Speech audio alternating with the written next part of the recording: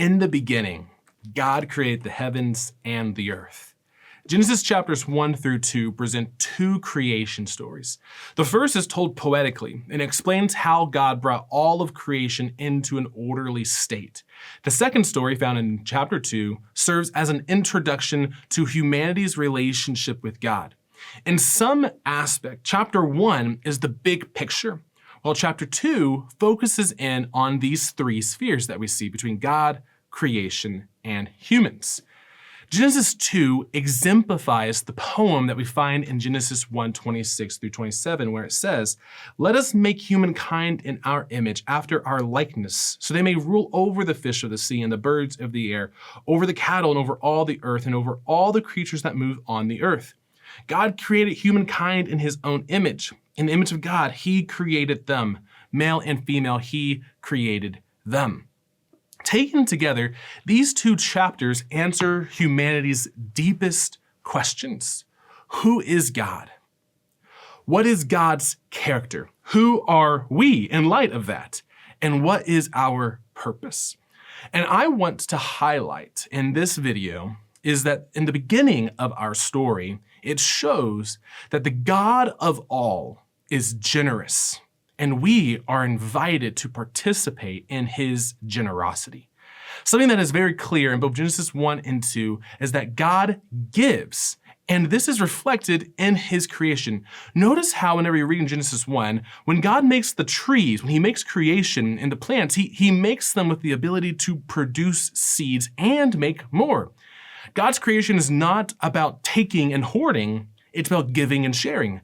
So much so that God built into creation itself the ability to take care of others. The fruit from the plants and the vegetation from the ground become food for the animals and for humans. But also the humans are called in Genesis chapter 2 to take care of the ground. God's generosity extends to inviting humans to rule, to take care alongside God of creation. And so we come back to our dominant questions. We see that the answers pertain to this idea of God being overall, generous, and invitational. So who is God? He is the one who created all things and is sovereign over all things. What is God's character? He is generous, just, and near to humanity. So who are we? We are image bearers of God. We are near to God. And what is our purpose? To participate in God's rule through loving God and stewarding creation. What often happens in the middle of our lives is that we begin to seek independence. Instead of being a gardener who is dependent on the ground and takes care of it, we instead separate ourselves from dependence of God and his generous creation. And a way to return to a new beginning of sorts is by leaving independence behind and seeking interdependence.